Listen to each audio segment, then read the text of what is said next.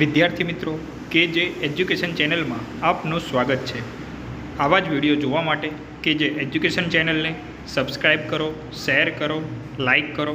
આજે ધોરણ 10 સામાજિક વિજ્ઞાન પ્રકરણ પહેલું ભારતનો વારસો એના MCQ જોઈશું। પહેલું, કાળિયા ઠાકોરનું મંદિર શામળાજી તો રણછોડ રાયજીનું મંદિર ક્યાં આવેલું છે?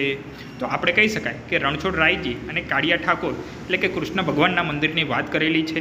તો રણછોડ રાયજીનું મંદિર જે ડાકોરમાં આવેલું છે।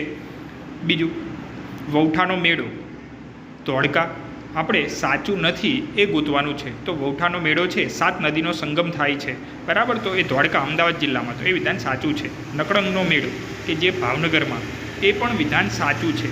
કાળિયા ઠાકોરજીનો મેળો ડાકોર, તો આ વિધાન ખોટું છે। જો પહેલાંમાં જ આપણે જોયું કે કાળિયા ઠાકોરજીનું મંદિર શામળાજી, એટલે અહીંયા ડાકોર નહીં આવે પણ શું આવશે? શામળાજી, એટલે એનો જવાબ આવશે ઓપ્શન બી। ભળિયાદનો મેળો ભળિયાદમાં ભરવામાં આવે છે।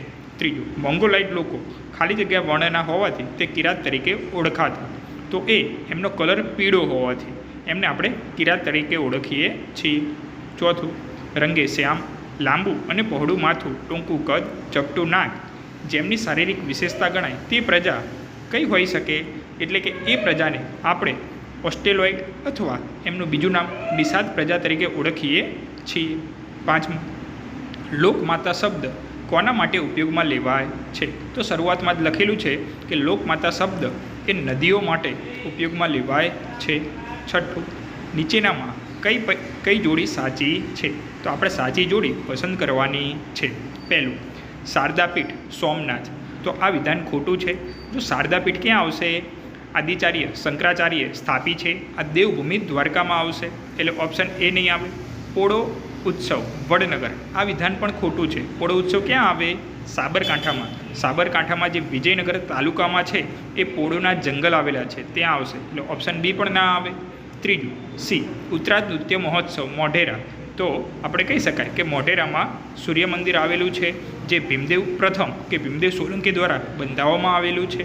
તો ત્યાં ઉત્તરાધ નૃત્ય મહોત્સવનું દર વખતે આયોજન કરવામાં આવે છે, તો આનો જવાબ આવશે ઓપ્શન સી। સીદી સૈયદની જાળી ભાવનગર લખેલું છે, તો આ વિધાન પણ ખોટું છે। સીદી સૈયદની જાળી ક્યાં આવે? અમદાવાદ, જે આપણે લાલ દરવાજા વિસ્તાર છે ત્યાં જ આવેલી છે। સાતમું, દ્રવિડ કુળની ભાષાઓમાં નીચેનામાંથી કઈ ભાષાનો સમાવેશ ન કરી શકાય?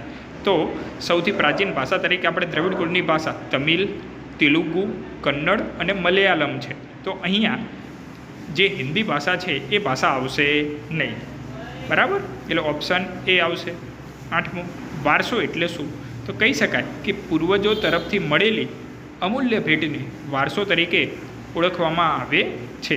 તો આ હતા પ્રકરણ 8ના IMP MCQ।